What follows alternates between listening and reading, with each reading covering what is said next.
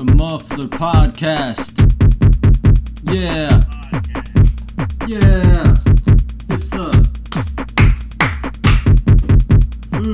Muffler Podcast. It's the Muffler Podcast. Hello, everyone, and welcome back to the Muffler Podcast. This is episode 23, season 2, episode 2, and today is November 11th, 2023, and I'm coming at y'all with a new and better than ever podcast episode. Oh, actually, sorry, it's November 3rd, 2023. Sorry about that. So I'm supposed to promote something before I get into the content, at least in my opinion. So, there's not much to promote though. I'm working on everything that I want to promote. So check out New Year's Eve EP pack on my music, the Muffler Man. That's about it. Before we get into the real topic about this new album I've been working on, I want to touch on some life updates, how my life's been going, because that seems important. Before we get into the actual topic, I want to just update you guys on how I'm doing. I'm the host. Yeah, I've been playing a lot of tennis, and I've been really trying to join the team and get into it as a sport, like with the school. So that's cool. That's something I've been doing. I've also been trying to get into my extracurriculars, just try to bump up my college resume and everything. And I've been doing schoolwork, after school stuff, family stuff, relationship stuff, and it's really difficult to juggle all that at the same time. It's really trying and difficult. But when I do get this hobby time, what I like to do is work on these albums. What I like to do is either play games or work on music or take a nap, But yeah, so I've been working on a new album. There is a long list of albums that I could give that totally failed, that have not come to fruition. It's difficult to even list them all because there's 5 total. And let me see if I can find a list of all the things that I've worked on so far. Worked on a collaboration album with my buddy Eclipse. I worked on New T-Shirt 2. I worked on a totally separate project, which is the 2021 August edition. I worked on Beats for the Future, which was going to be an album of experimental instrumentals, like electronic type stuff. And then now I am working on my 5th album, and hopefully this one actually comes out, unlike the rest of them. It's a pop album. It has pop songs. I'm singing on this album, and I think that is really excited. And I think most people who've listened to my work, a lot of my work, has noticed that my singing songs are pretty consistently good. You can refer to Old Denny's off of Best Music for Real, Christmas Town off of this New Year's Eve pack, and I'm betting there's a couple others, but those are the main ones that come to my mind where I'm singing. So I don't know. I do really well on that, and I think me rapping just sounds really weird now and really inappropriate and just sounds whack. It just doesn't sound right, and I don't want to do that anymore. And I love when I sing, when I'm able to sing. To me, it's a lot more fun and a lot more enjoyable than any of this other stuff. So I'm getting really into pop and pop music and pop songs and the layout and format of different pop songs. It's most possibly been my favorite genre for quite some time now, probably at least a year.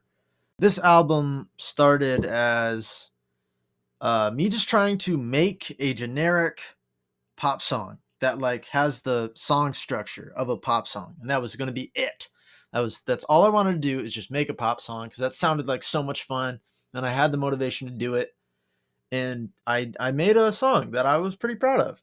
And after making that song and hearing it back and being whoa, this is so different, but it's so good.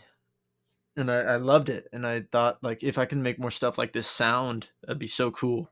And I really am passionate about making songs that sound like this sound. So that song, we're gonna establish these song titles, y'all. That song was called Second Chance. It was the first song I made for this album. The track that's supposed to end the album is actually an instrumental. Instead, I put it onto this sing album, this pop album, because I think it ends the story really nicely. I think it's a beautiful song that I really enjoy listening to. So I think it makes sense to keep that at the end. And mind you, I haven't even come up with titles for every single one of these songs, but I do have a concept of what they are going to be like. And I don't have even an official name for this album because it's really hard. I've even like typed it in a chat GPT and tried to have bots come up with a title for me, but it's just difficult. It's just really difficult to make an album title when you want it to be so catchy and you want it to be so quality and to fit the work that you're doing. So yeah, this album started as just me wanting to make some pop music, and I made a song like that, and it was fun, and it was really really satisfying to make, and I wanted to make more of that. After Second Chance, I made what I think is like the worst song on the album right now. Maybe it'll be better by the time I publish this album, but Turn Out Like This is not as poppy, and it kind of just sounds like my old style, and I don't like that. And it's not doesn't fit the vibe of the album. It's extremely unpolished. There are some good parts, but they're not what I want them to be. And I need to figure out a way to just make it the song that I need it to be for it to fit in with the vibe of the album. Like, it fits really well in the story, and I think it's a pivotal point in the story of this album, but it doesn't sound right. Anyways, after Turn Out Like This, which I think is the worst song on the album, I made what I think is the best song, and that would be Need to Give. It's like, I need to give you a shot. I don't know. I'll explain what the song actually means later. But this song, I think, is exactly what I was shooting for. I'm not sure it's quite as poppy as I like, but it's really like it's not rapping like the last one at all. It's entirely singing. I think it's like beautiful. It's catchy. The instrumental, like, it sounds really good. Like, the vocals need to be re-recorded a couple of times to make sure they sound like they're appropriately polished and professional. But besides that, I think it sounds so good. And I think that song might go a long way. I think that's a single I want to release at some point, like before the album, because to me, it is just so far ahead of everything else that this album has to offer that, like, it would be a good advertisement to publish it. Like, it would gain respect. It would give respect to the album to publish it as a single, and it would like build so much hype for this album. I don't know. It's like what I'm trying to do perfect. And I really enjoy it, and I love listening to it, and so do the people I've showed it. They think it's really good, really well polished. Anyways, after after creating that song, Need to Give, the best song that I think is on the album so far, I found Finding You. But I think Finding You is the saddest song on the album, which is rare for me. I don't really make sad songs. I make angry songs, I make happy songs, I make kind of in the middle songs. I don't make like really truly sad songs that are like, wow, that's like, dang, that's sad, where you can say that type of thing about it. But this song, I think you really can, and I'm really proud of that. Made this song that I really like, and it's sad.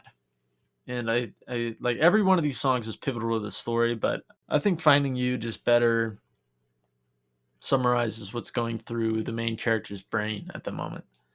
And I really like the messages and the lyrics reflect the emotion really well. And I love it. I love that about that song. Anyways, after Finding You, I made a song called No Escape, which I'm kind of iffy on, but that's because it's really rough and I haven't put a lot of work into it. It like, the further you go, the more it's like not polished. Like, I made Need to Give a long time ago. I made Second Chance a long time ago. Second Chance, mind you, is kind of well polished, but the vocals need some work, just like Need to Give, But when we get down here, things are rough. Like, I just made them and I barely worked on them. Because this is a really new album. A lot of the songs off this album are really new, besides like Second Chance and Turn Out Like This, which are like real old. So maybe not all of them are new, but the majority of them are new, are very new, like created in the past few weeks, like this month or last month type stuff, And the last song that I've made for it, the latest song I've made for it, is Should've Never, which I think is a groove, and I really like the beat.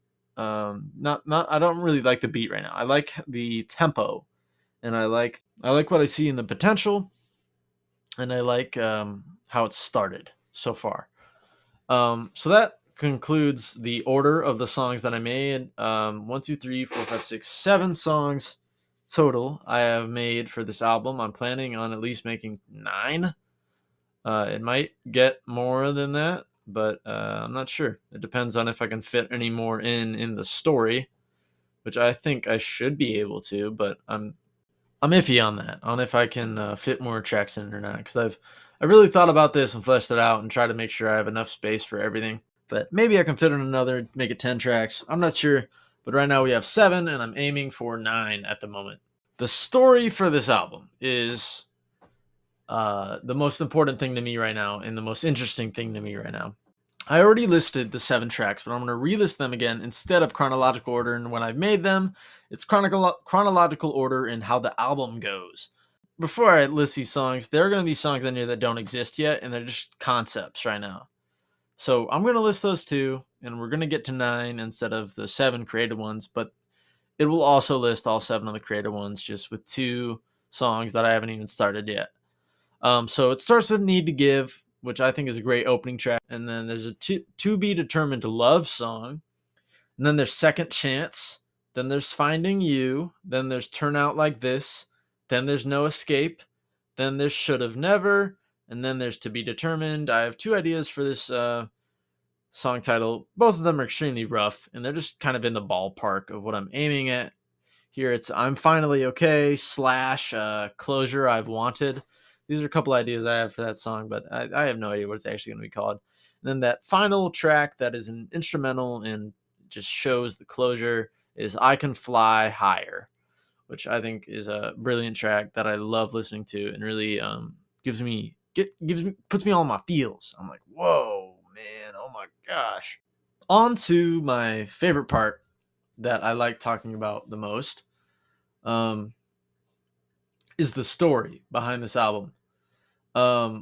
In the song Need to Give, we are introduced to a man, and we learn about him that he has a love interest, or he is starting to have a love interest. It's not actually that he's in love with her, but that he's starting to be, and he's realizing that maybe, just maybe, most likely, they are meant to be.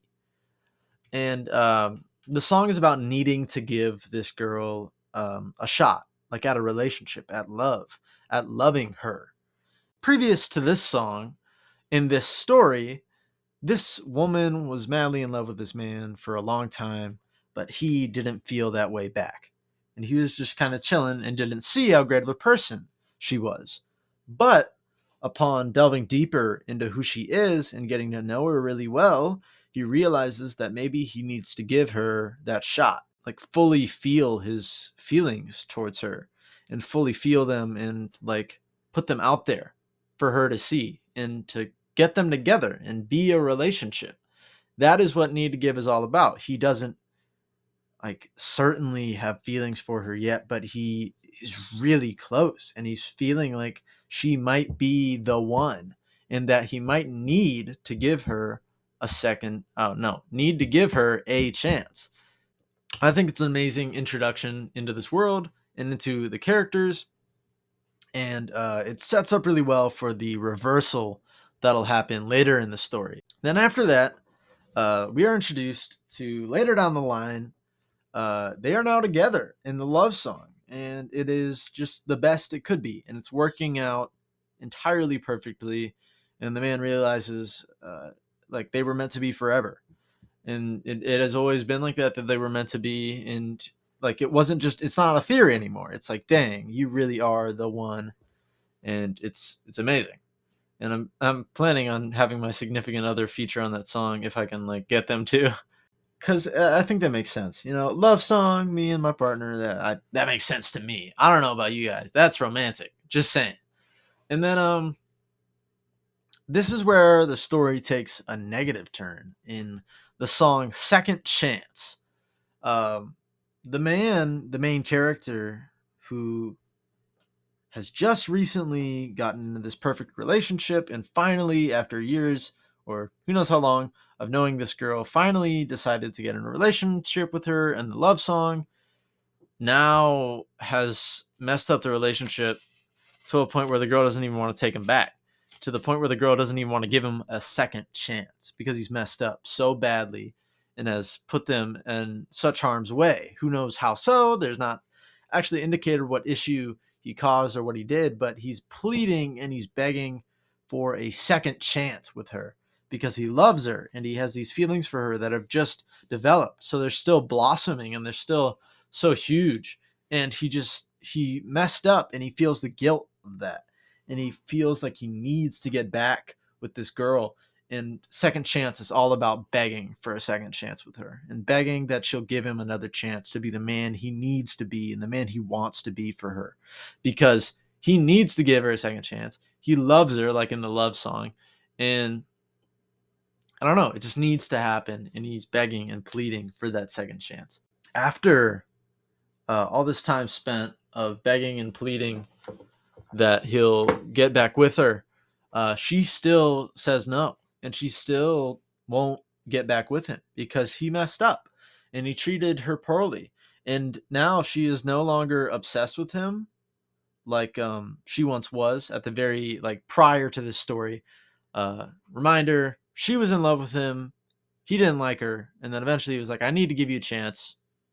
And that's what need to give is all about. So now on Finding You, we battle with the other way around now, where he is now madly in love with her and is looking at her find another people and look at these other people and try to be with these other people and enter talking stages with other people.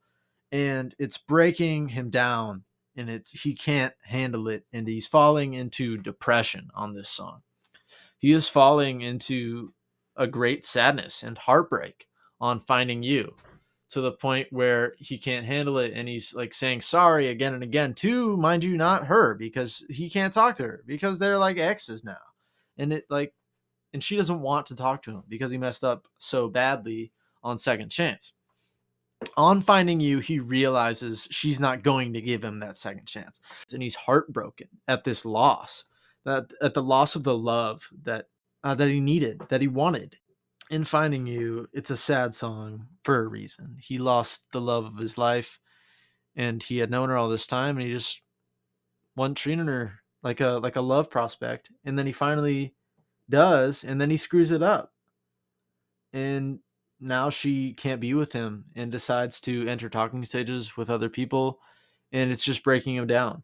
Like, it's not that she's like in a new long-term relationship, it's that she's starting to get accustomed to the idea of entering a new one and leaving him way in the past, nearly as a memory.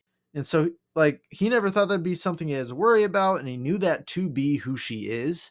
And now, after all that has happened, it hurts even more to know that she doesn't care and that she is fully moving on, and he, in his insanity and with his mess ups, is stuck. And I think you can see this with a lot of different people, not me. I want to make that clear. It's not me. I just want to say that when I look at other people and I look at people still hanging on to their exes who are moving on, it's like the worst heartbreak, and not being able to move on from that, especially in the situation I've set up where it's like they were once obsessed with you and you didn't think that would change, but you messed up so badly that it did. You can see how heartbreaking that'd be and why it leads to this sad song, which is a pivotal moment in this album.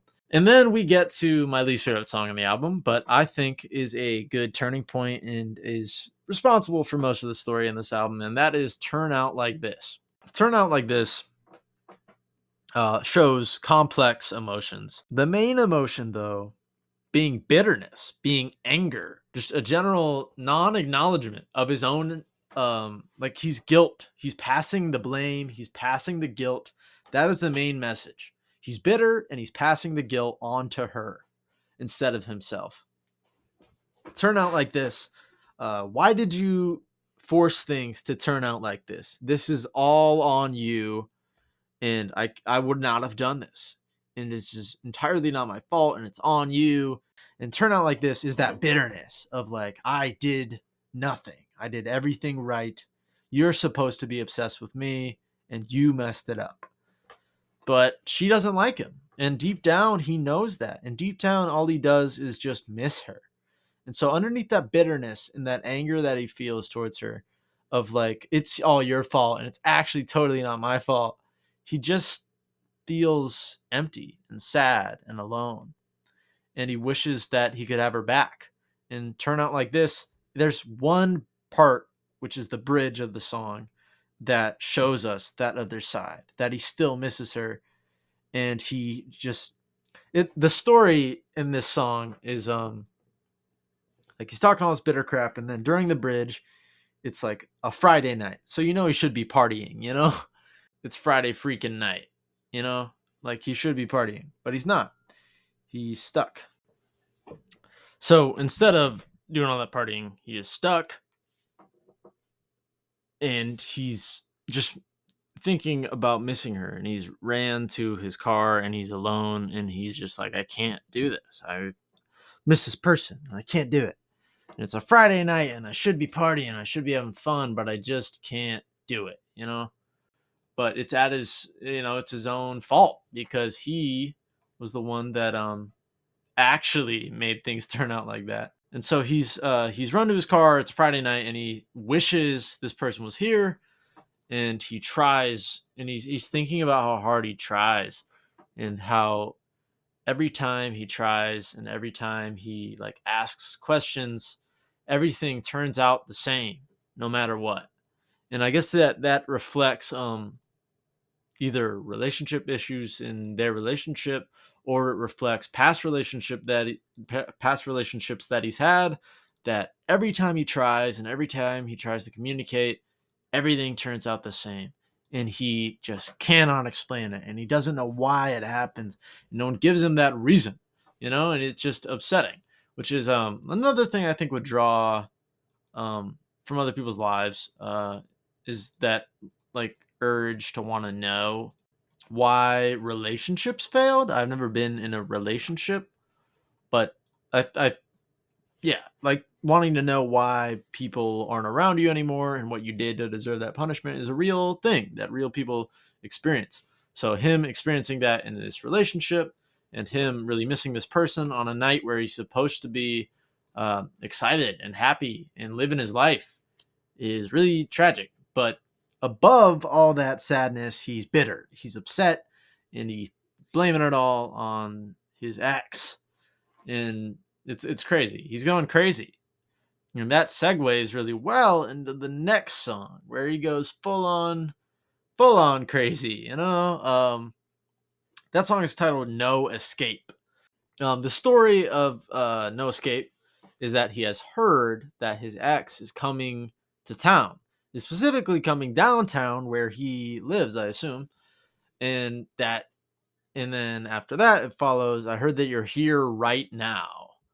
And it's like I can't forget all the things that you let slide through our hands, but now I will force that second chance. I will force you to give me a second chance. So now he's gone full on insane, creepy, awful man, where instead of begging for a second chance like he did in the second chance, or just being sad that he can't get that second chance like he was in Finding You, he is now taking action and forcing that second chance and blaming her as the reason why he has to do that.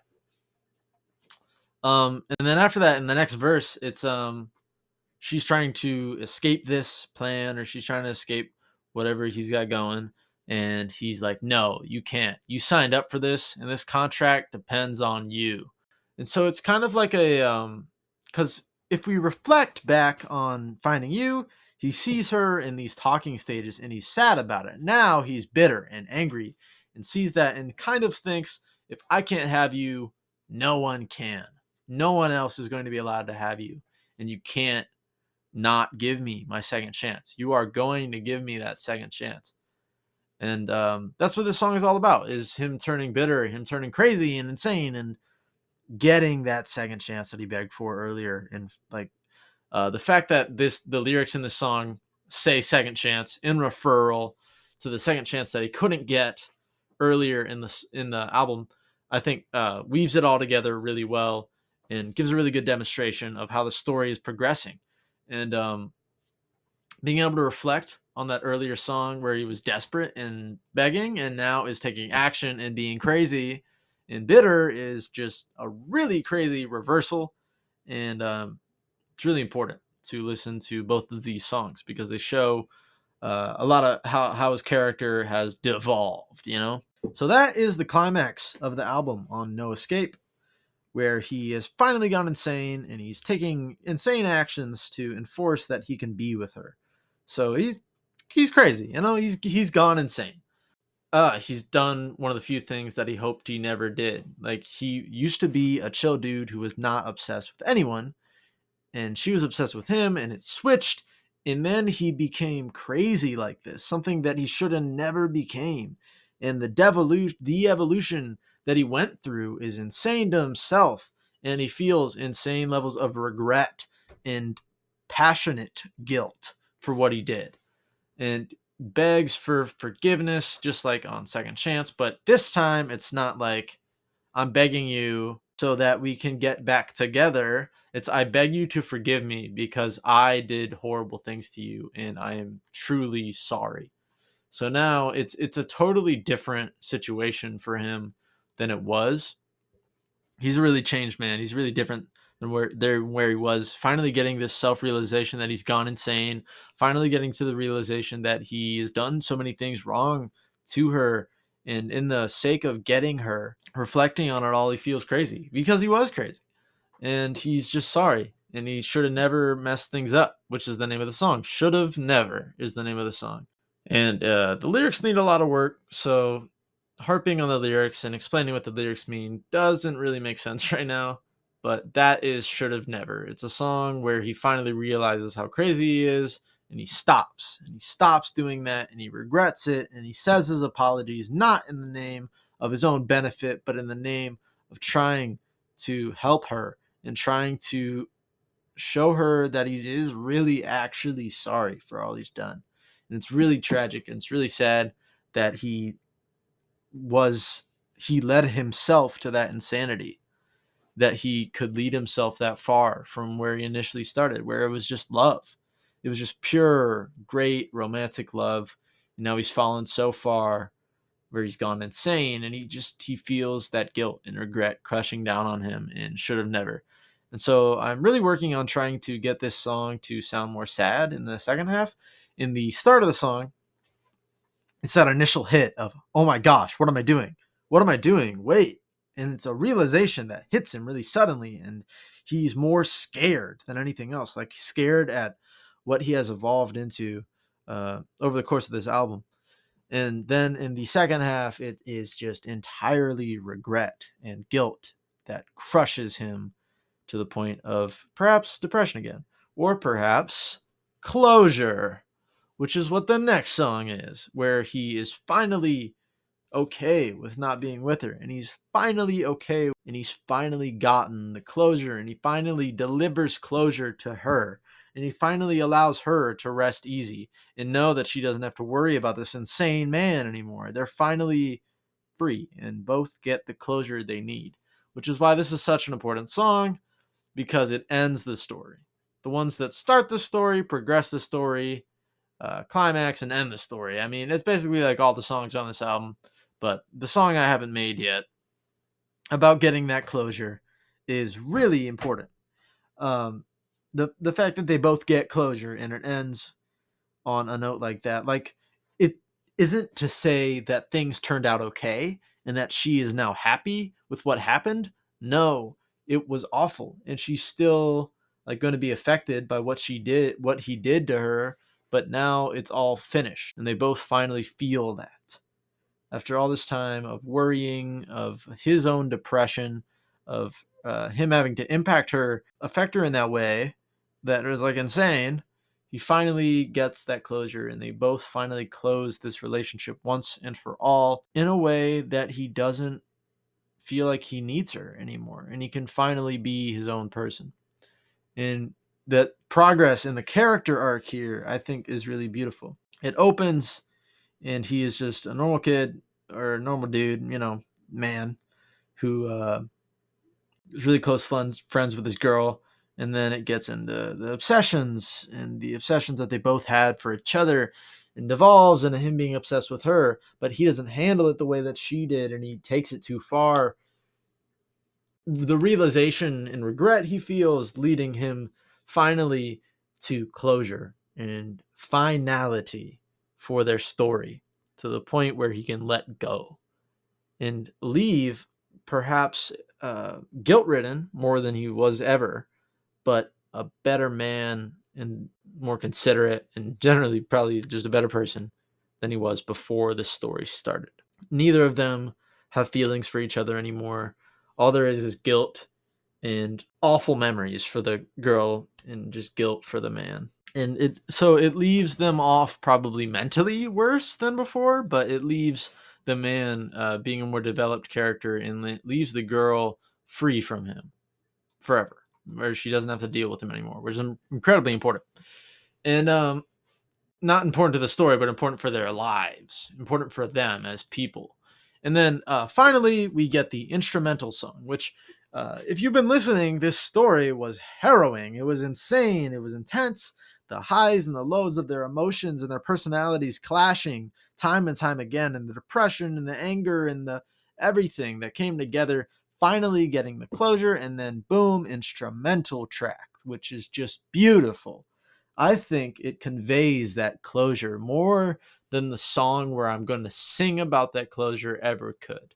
The song that's instrumental and beautiful and has chords that I worked, I think will really well demonstrate and translate that feeling of closure better than I could ever sing it. So I'm really excited about that final song. I think it's one of the best instrumental tracks I've created. Mind you, I've created a lot of instrumental tracks because I've been really into making electronic and just focusing on my instrumentals and beats a lot.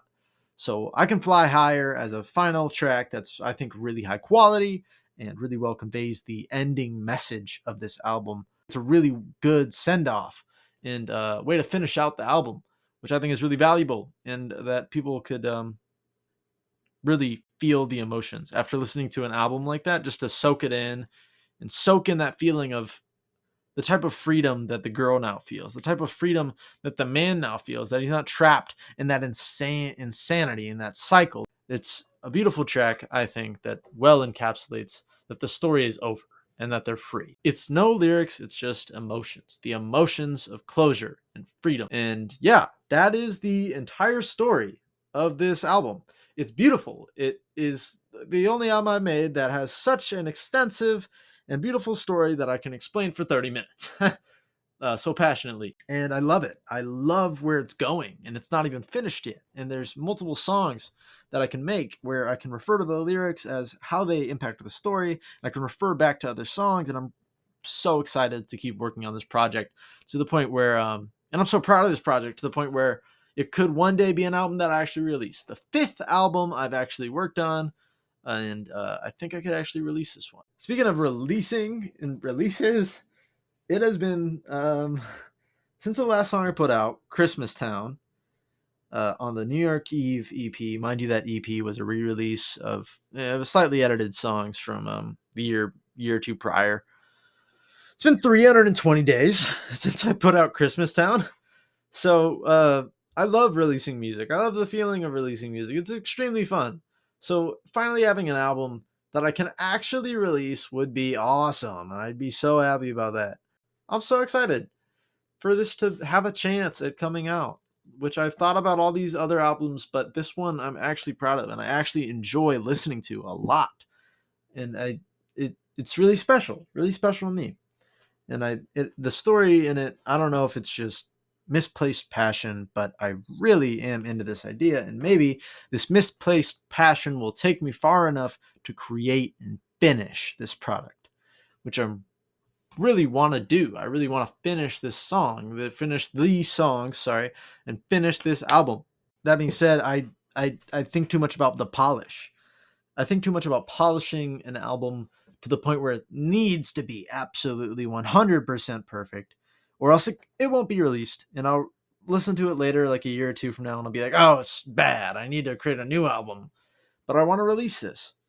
And one thing that's helped me maintain a level of passion that I'm proud of, or a level of art that I'm proud of, that I think is reaching that perfection and takes great strides towards becoming better and really does improve to the point where people can't notice the flaws, is that I've checked it over with others. I've had others check it over. My significant other, who I plan on featuring on the love song, and my mother, and there's probably someone else, have checked over some, if not all, of the songs that I've made here. And obviously they notice the unpolished bits and they understand that it needs work, but they've really helped me with criticism and knowing that it's not perfect and there are areas where it could use work to other people, not just to me, is really helpful. And I really appreciate their criticisms, and I think that'll really help me get this album to release and push it into a release date, which I have no idea. It'll probably be a 2024 song. If I'm lucky, maybe I'll put out a single this year, 2023. Maybe there'll be a single if I'm lucky. And then it'll be, I don't know, by the end of 2023, it'll be like nearly a year since my last release, which was in December of 2022. That was the New York Eve EP. That was Christmas Town. The art that I'm making is so different than what I previously made, which is what I love doing. I love always changing things. And if you've listened to my projects, you can tell. I think you can tell that I don't stay in one genre. I hate staying in one genre, and I want to change until I find what I am most passionate about and what I'm best at. And that might be this, but it might be something else. And hopefully I can get this album out that shows this era for me and shows what I'm passionate about now and shows what I think I'm good at now.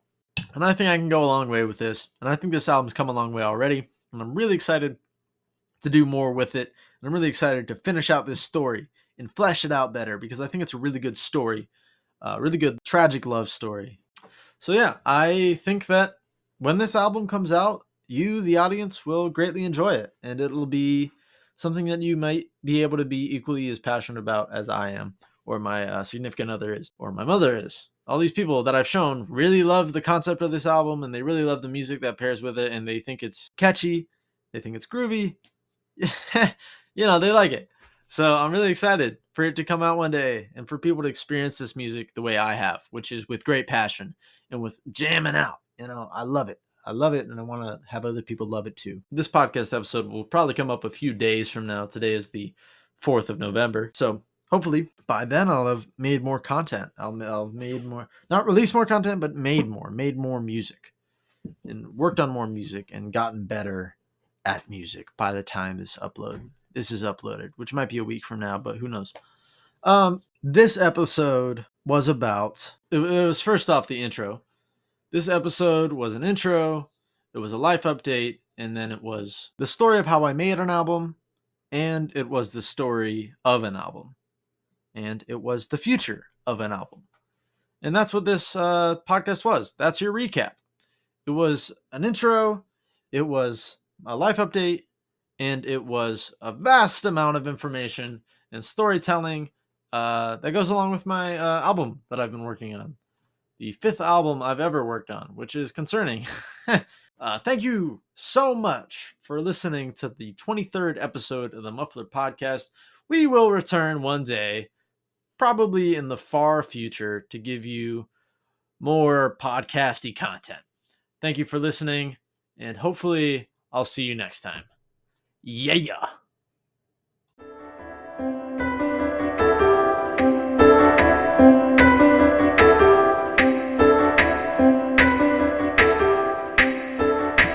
Thank you so much for listening to this episode of the Muffler Podcast, and hopefully I'll catch you next time.